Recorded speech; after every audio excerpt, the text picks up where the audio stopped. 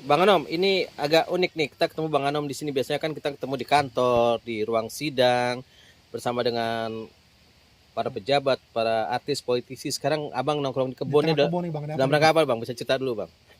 Ya sebenarnya naluri saya ini semakin umur semakin berkurang, mesti harus datang pada ruang yang sempit, pada ruang yang dimana orang banyak yang bersedih, seperti itu. Nah makanya kata Bung Karno itu kalau mau menemui ilahi, berarti harus datangin orang yang miskin dan orang-orang yang lagi sakit. Nah makanya hari ini kebetulan saya mendatangi orang yang lagi sakit, orang yang tak berdaya, ya, diperkosa haknya oleh orang-orang yang katanya besar, ya, kaum oligarki, kaum liberal. Jadi pemerintah memang tidak pernah hadir untuk mereka-mereka seperti ini. Maka biar ada gunanya kita sebagai manusia, mesti harus hadir tanpa dipanggil. Jadi seperti itu aja sih sebenarnya. Nah, ini kasus apa sebenarnya Bang? Apa yang terampas dari orang-orang ini Bang? Ya sebenarnya ini contoh, beliau ini kan satu ahli waris yang sah, ya, dari orang tuanya yang sudah meninggal dunia. Orang tuanya meninggalkan satu objek, ya, tanah dengan surat yang sah, ya, berupa giri dan kewajiban dari bapaknya sampai hari ini oleh beliau membayar pajak sampai 2026 itu pun sudah dibayar. Nah objek itu terletak di sini, ya, di desa Sindang Panon, ya, kecamatan Sindang Jaya, Kabupaten Tangerang, Banten, ya. Luas tanahnya ini kalau nggak salah kurang lebih 4.558 meter persegi. Oke. Nah tiba-tiba ketika beliau sadar akan ada haknya yang melekat di sini, tadi disimpan surat-surat, begitu beliau memahami tentang sedikit aturan, lalu rupanya saya punya tanah. Ternyata, ya kan, di sini kan banyak pengembangnya, banyak pengusaha-pengusaha sudah mulai banyak ini, rakyat-rakyat sudah mulai digusur ini kan. Ya secara leluasa, entah kenapa, kekuatan apa yang dipakai, tiba-tiba sudah puluhan tahun, dari tahun 95, jadi oknum perusahaan ini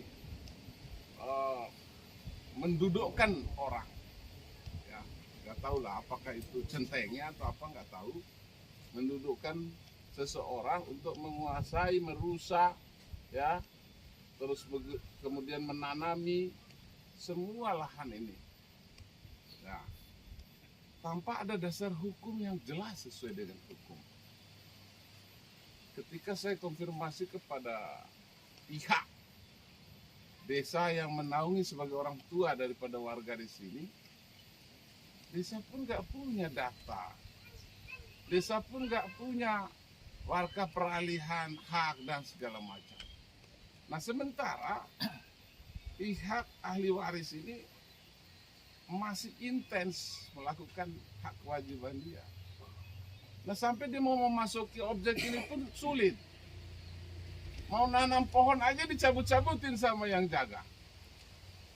Nah, akhirnya singkat cerita, kami terpanggil.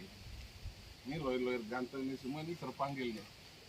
Bukan soal uang sebenarnya. Soal bagaimana kita mempertanggungjawabkan ilmu kita yang diberikan oleh Tuhan, ya, untuk supaya diekspresikan dalam sebuah keadilan. Ini kan lawyer orang hukum nih. Dan kita juga kepingin lari dari ruang kejahatan itu. Makanya kita terpanggil di sini untuk atas nama klien kita ini tetap kita berjuang, tetap kita menduduki, tetap kita kalahkan mau siapapun itu. Hak adalah hak, yang batil adalah yang batil. Kejahatan harus ditumpas Bukan itu semboyannya Pak Prabowo. Kalian tanya Pak Prabowo, suruh tengok ke sini nih. Apalagi itu Menteri ATR BPN itu. Jangan gampangin soal urus surat, tapi rumah rakyat tuh bagaimana dia mau mengajukan permohonan sertifikat kalau haknya aja diduduki, dikuasai, dan dirampas secara sepihak. Jadi seperti itu Adinda. Bang, ini agak nggak masuk logika saya sebagai orang awam ya Bang ya. Bagaimana mungkin si ahli waris tertib membayarkan pajaknya, tapi memasuk tanah yang notabene objek pajak yang dia bayarkan itu nggak bisa, mau nanam nggak bisa. Ini nggak masuk logika saya. Ini gimana penjelasannya Bang? Kalau secara sistem, mestinya itu susah dinalar. Sebab kan mestinya orang yang bayar pajak, orang yang menguasai kan begitu. Tapi apalah daya rakyat ini Adinda, ya. Kewajiban pajak oke, tapi kalau sudah diduduki oleh gajah-gajah besar, siapa yang mau nolong? Sementara pejabat-pejabat semua tadi yang seharusnya datang hadir tanpa dipanggil buat rakyat menjadi pelacur, menjadi pelacur dalam jabatannya. Ini yang kita harus benar, ini harus transparan kita buka, ya. Makanya ini ATR BPN jangan di kantor aja, turun lihat. Ini kesengsaraan rakyat nih. Ya. Bang, pintu gerbang pertama kan tadi aparat desa ya, perangkat desa dalam ini kelurahan ya. Bagaimana sikap kelurahan terhadap warganya yang rajin bayar pajak tapi tidak bisa memanfaatkan objek pajak? Kayak sebenarnya surat itu atas nama siapa gitu? Jangan-jangan, mohon maaf nih, jangan-jangan si ahli waris hanya mengaku-ngaku saja memang itu tanah si punya oligarki itu. Bagaimana penjelasannya Bang? Kemarin juga kita sudah, ya sebenarnya ahli waris tidak bodoh-bodoh amat, tapi si amatnya yang bodoh gitu. Jadi ahli waris itu sudah juga koordinasi dengan BPN, sudah juga punya sporadi, sudah juga diplot oleh BPN. Ini tanah masih nama almarhum orang tuanya ini. Yang justru kita pertanyakan, mengapa aparat desa, mengapa pemerintah setempat masih mengatakan itu tanah perusahaan?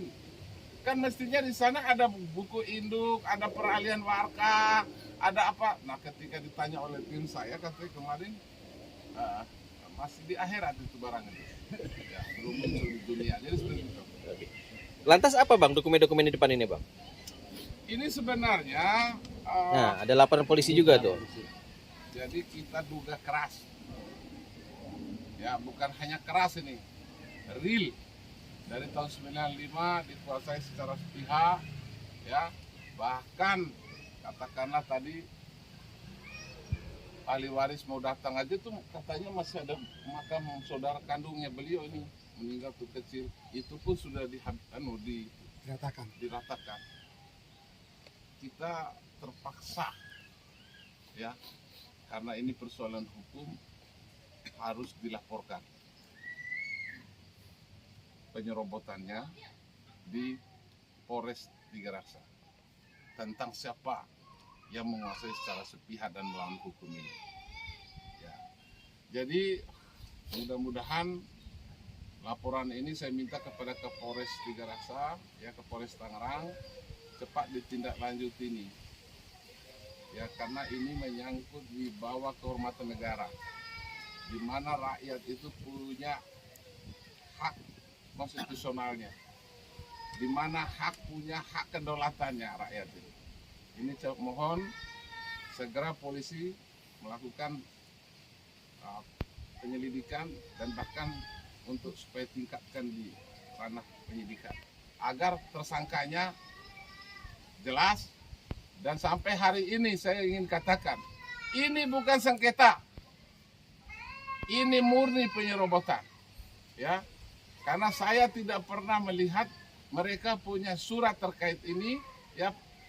Plotan juga daripada sporadi BPN juga ini masih atas nama.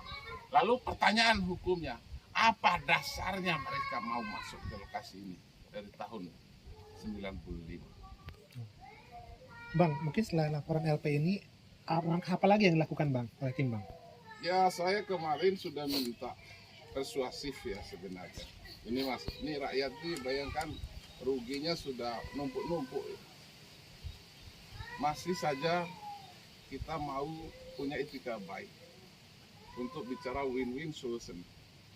Maka kemarin saya mencoba mengirim surat kepada kepala desa Sindang Panon untuk supaya beliau selaku orang tua dari warga di sini memanggil ke rumahnya, ya maksudnya di kantor desa itu, para pihak. Saya ingin tahu apa dasar mereka. Lalu yang jaga ini sering mengeluarkan dalil kami disuruh PT, kalau mau ke PT katanya. Apa maksudnya ke PT? Ini kan bukan persoalan sengketa. Perebutan tanah bang ya. Oh iya penyerobotan. Masa yang tempeleng orang itu harus korban yang sengsara tadi yang datangin. Nah ini cara-cara yang tidak bagus. Makanya pertemuan kemarin sudah pada hari Rabu minggu kemarin ya, betul. Itu dipanggil secara patut oleh desa, perusahaannya pun tidak mau datang. Ya apakah dia menyepelekan negara atau memang nggak punya bukti? Ya biarkan ya Tuhan dan hantu yang tahu, kan begitu kalimatnya. Nah, makanya tadi juga saya baru dapat report dari Pak Kepala Desa juga untuk hari Rabu depan itu pun dipanggil kembali yang kedua secara patut.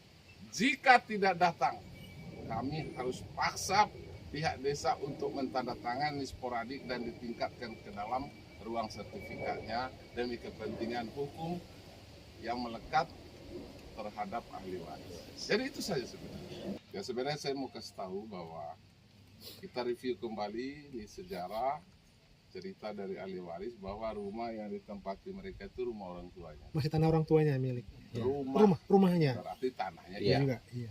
Lalu kemudian dulu orang tuanya beliau ini almarhum itu mempercayakan pada seseorang. Pak Haji tadi.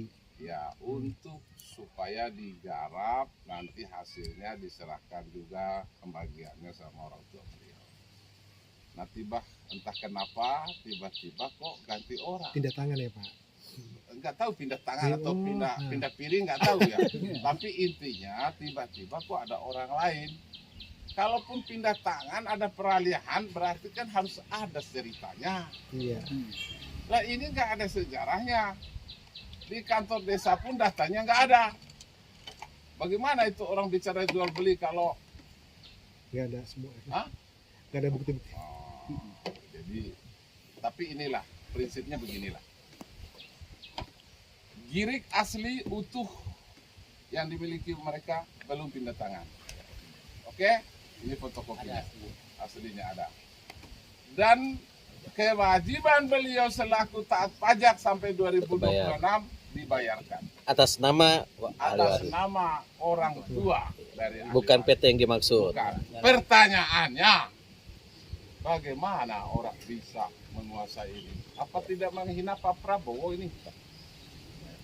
Hah?